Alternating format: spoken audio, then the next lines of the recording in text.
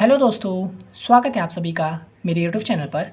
तो जैसा कि हम लोग देख रहे थे BCS 042 का दिसंबर 2023 का सॉल्यूशन, ठीक है। तो आज हम लोग देखने वाले हैं इसका क्वेश्चन नंबर 2 का A और B।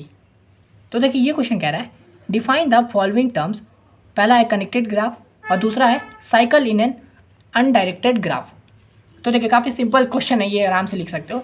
4 मार्क्स का क्वेश्चन है, यानी 1 पे 2 मार्क्स है, ठीक है। तो चलिए हम लोग लिखते हैं कनेक्टेड ग्राफ। नाम से पता चल रहा है एक ग्राफ जो कनेक्टेड हो, ठीक है। तो एग्जांपल में देखते हैं, a connected graph is a type of graph where every pair of vertices is linked by a path, ठीक है। कनेक्टेड ग्राफ क्या होता है, जिसमें जितने भी वर्टिसेस हैं, मतलब जितने भी यहाँ पे वैल्यू हैं, वैल्यू समझिए, वर्टिसेस समझिए, ये जो है ABCD ये सब वर्टिसेस हुआ, और ये सब जो लाइन है उसको एज बोलते हैं। तो यहाँ पे जितने भी वर्टिसेस है वो एक पाथ से कनेक्टेड होने चाहिए, ठीक है। This means you can start at any vertex and find a way to reach any other vertex through the edge of the graph। समझे? इसका मतलब है कि आप कोई भी वर्टेक्स पे खड़े हो, मान लीजिए A पे खड़े हो, तो आपको कहीं पे भी जाने, मान लीजिए E पे जाना है, तो आपको E पे जाने का एक पाथ मिल ही जाए। यानी कि आप A से C पे गए, C से E पे गए, पाथ है। आप अलग ढंग से भी जा सकते हो, A से B पे गए, B से D पे गए, D से E पे गए, समझे। तो यहाँ पे ये हो गया हम लोग का कनेक्टेड ग्राफ, सिंपल। और इसका देखिए मैंने डेफिनेशन भी एकदम सिंपल लिखा है, इतना लिखिए, एक एग्जांपल दे दीजिए, एग्जामिनर खुश, फुल मार्क्स, समझे। तो देखिए कनेक्टेड ग्राफ ये हो गया। तो बोलोगे भाई कनेक्टेड ग्राफ नहीं होता है, उसका एक एग्जांपल दे दो। तो मान लीजिए यही है, ठीक है, एक ग्राफ हो गया। और एक बार मान लीजिए इसको कनेक्टेड नहीं बनाना, तो एक मैंने यहाँ पे 2 वैल्यू दे दिया, एक F और एक G और एक H, समझे। तो ये एक ग्राफ है, मान लीजिए ये पूरा एक ग्राफ है। इस तरह का भी ग्राफ होता है जिसमें कनेक्टेड नहीं है। अब मान लीजिए अगर आपको मैं बोलूँगा A से F पे जाओ, तो आप जा पाओगे? नहीं जा पाओगे भाई। आप A से C पे गए, C पे E पे गए, लेकिन E से आप F पे नहीं जा पाओगे, क्योंकि यहाँ पे कनेक्शन है ही नहीं कोई, समझे।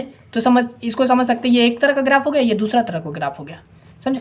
लेकिन हालांकि इस तरह का भी ग्राफ होता है जिसमें कनेक्शन नहीं होता है दो चीज़ के बीच में, पाथ के बीच में, तो इसको कहते हैं कनेक्टेड ग्राफ, समझे, सिंपल। यानी कि एक वर्टेक्स से शुरू होंगे तो हम लोग आखिरी कहीं पर भी जा सकते हैं, और सारे वर्टिसेस एक साथ कनेक्टेड हो एक पाथ के जरिए, उसी को बोलते हैं कनेक्टेड ग्राफ। अब देखिए दूसरा question, cycle in an undirected graph. Cycle मतलब कि, चलिए देख लेते हैं। अ cycle in an undirected graph is a path that start and ends at the same vertex without repeating any as और वर्टिसेस, समझे। तो साइकिल क्या होता है अनडायरेक्टेड ग्राफ में, मतलब कि स्टार्ट और एंड सेम वर्टेक्स पे हो गया। जैसे कि ये देखिए, ये हम लोग का एक ग्राफ है, तो इसके अंदर ये एक साइकिल बन रहा है, समझे। मान लीजिए अगर आप A से शुरू करोगे, A से D पे गए, D से C पे गए, C से B पे गए, और B से वापस A पे आ गए, तो ये एक तरह का साइकिल बन चुका है, समझे। जब आप मान लीजिए कोड करने जाओगे ना, जैसे DSA का क्वेश्चन वगैरह करोगे, तो इस तरह का क्वेश्चन आता है कि भाई ग्राफ में साइकिल बन रहा है, तो साइकिल से आप कैसे ओवरकम करोगे, ये सब तरह का क्वेश्चन बनता है, समझे। सो साइकिल ग्राफ सिंपल क्या हो गया, जो स्टार्ट एक वर्टेक्स से हो और एक ही जगह पर वापस आ जाए, समझे, विदाउट रिपीटिंग एनी एज और वर्टिसेस। तो यहाँ पर देखिए इस तरह से हम लोगों ने साइकिल के बारे में भी लिख दिया। तो ये हो गया हम लोग का एक तरह का साइकिल। अब मान लीजिए यहाँ से A और B के बीच में कोई कनेक्शन नहीं होता, तो फिर ये साइक्लिक नहीं होता, क्योंकि देख रहे A से D पे जा रहे हैं, D से C पे जा रहे हैं, C से B पे जा रहे हैं, लेकिन B से हम लोग वापस A पे नहीं जा रहे हैं, तो इसमें साइकिल नहीं है। इसमें भी साइकिल था, हालांकि अगर देखा जाए तो साइकिल हम लोग का यहाँ पर बन रहा है। तो ये हो गया साइकिल और कनेक्टेड ग्राफ का डेफिनेशन, सिंपल सा था, 4 मार्क्स का, और ये आप लोगों ने 4 मार्क्स ले लिया। एग्जाम्पल दे दिया तो पूरा अच्छे से मार्क्स मिल जाएगा। अब चलिए हम लोग देख लेते हैं इसका B नंबर क्वेश्चन। तो देखिए यहाँ क्वेश्चन बोल रहा है right Euclid's algorithm for finding GCD and explain it, ठीक है। तो देखिए यूक्लिड एल्गोरिदम बोल रहा है, नाम से लग रहा है भाई क्या चीज़ होगा एकदम क्रेजी, पर है नहीं, बहुत सिंपल सा चीज़ है। For finding GCD and explain, GC का मतलब क्या हो गया, GCD का मतलब ग्रेटेस्ट कॉमन डिविजिबल, ठीक है, डिविजर। तो ये हो गया हम लोग को यूक्लिड एल्गोरिदम निकाल रहा है GCD को फाइंड करने के लिए। तो चलिए देखिए ये 6 मार्क्स का क्वेश्चन है, तो चलिए बनाते हैं। देखिए GCD का मतलब क्या हो गया, ग्रेटेस्ट कॉमन डिविज़र। तो अब अगर इसमें ग्रेटेस्ट कॉमन डिविज़र मतलब क्या, अगर मान लीजिए मैं आपको बोलता हूँ 33 और 12, इसका ग्रेटेस्ट कॉमन डिविज़र क्या है, ठीक है। यहाँ पे अगर हम लोग देख लेते हैं, तो देखिए 33 हम लोग का किस किस से जा सकता है, डिविज़र मतलब जान रहे हैं, जिससे ये डिवाइड हो सके। तो देखिए 1 से हो सकता है, और किससे हो सकता है, 3 से हो सकता है, और किससे हो सकता है, और 11 से हो सकता है। मैं ज़्यादा नहीं ले रहा हूँ एग्जांपल, 11 से हो सकता है, और किससे हो सकता है, 33 से हो सकता है, और भी बीच बीच में कोई वैल्यू होंगे जिससे ये हो जाएगा, लेकिन मैंने एक एग्जांपल के लिए मान लिया इतना 1 3 11 और 33 इससे हो सकता है। और 12 किससे किससे जा सकता है, 1 से जा सकता है, 2 से जा सकता है, 3 से जा सकता है, 4 से जा सकता है, 5 से नहीं जा सकता, 6 से जा सकता है, 7 8 9 10 11 12 से जा सकता है ना। तो ये हो गया। तो आप देखिए अगर हम लोग इन दोनों के बीच का GCD निकालना जाए तो ग्रेटेस्ट कॉमन डिविजिबल, तो इन दोनों में पहले देखेंगे कौन कौन सा जो है दोनों में सेम है। तो देखिए 1 3 और 1 3 दोनों में सेम है, तो हम लोग का ये हो गया 1 3 दोनों में सेम। अब अगर इसमें भी GCD निकाले तो ग्रेटेस्ट नाम से पता चला, ग्रेटेस्ट कॉमन डिविजिबल, कॉमन तो निकाल लिए, इसमें से ग्रेटेस्ट कौन है तो 3 है, तो हम लोग का इसका GCD क्या हो गया 33 और 12 का 3 हो गया, समझे। तो यही हो गया। इसी तरह से अगर मैं मान लीजिए आपको बोलता हूँ 16 और 18 इन दोनों का ग्रेटेस्ट निकाल के दिखाओ, ये आपको होमवर्क करके दिखिए, 16 और 18 के बीच में GCD निकाल के दिखाओ तो वो कैसे निकलेगा। पर चलिए यहाँ पे हम लोग एल्गोरिदम से देखते हैं। एल्गोरिदम लिखने बोल रहा है, बहुत सिंपल सा एल्गोरिदम भी होगा। Take 2 positive integer A and B, ठीक है, हम लोग को 2 इंटीजर लेना है A एंड B, जिसमें A जो है ना वो ग्रेटर देन B होना चाहिए। अब मान लीजिए कोई भी निकालने बोल रहे हैं, अगर मैं मान लीजिए 12 और 23 का निकालने बोल रहा हूँ तो आप A को 23 मान लीजिए, B को 12 मान लीजिए, सिंपल। 2 इंटीजर ले लिए हम लोग का एल्गोरिदम स्टेप 1 में। अब स्टेप 2 में क्या करेंगे, प्रोसेस जब तक while B is not equal to 0, यानी कि जब तक B हम लोग का 0 नहीं होता है तब तक हम लोग इसको चलाते जाएंगे। और क्या करेंगे, divide the larger number A by the smaller number B, यानी कि A को B से डिवाइड कर देंगे and store the quotient and remainder, ठीक है, और उसका जो भी क्वोशंट होगा उसको और रिमाइंडर को हम लोग स्टोर करके रखेंगे यूजिंग मॉड्यूलो ऑपरेटर, ठीक है, मॉड्यूलो ऑपरेटर का लगा के। अभी हम लोग एग्जांपल में देख लेंगे, आप समझ जाओगे। उसके बाद क्या करेंगे, रिप्लेस A विथ B, यानी कि A पे B को ले आएंगे और B पे R को ले आएंगे, रिप्लेस B विथ R, समझे। R मतलब क्या, रिमाइंडर, A और B मतलब क्या, A हम लोग का हो गया पहला वाला वैल्यू, B हो गया दूसरा वाला वैल्यू, समझे। और लास्ट में बस सिंपल आउटपुट कर देंगे when B is equal to 0। देखिए ये वाला कब तक चलेगा, जब तक B नॉट इक्वल टू 0 है। फिर ये वाला कब खत्म हो जाएगा, जब B 0 पे आ जाएगा।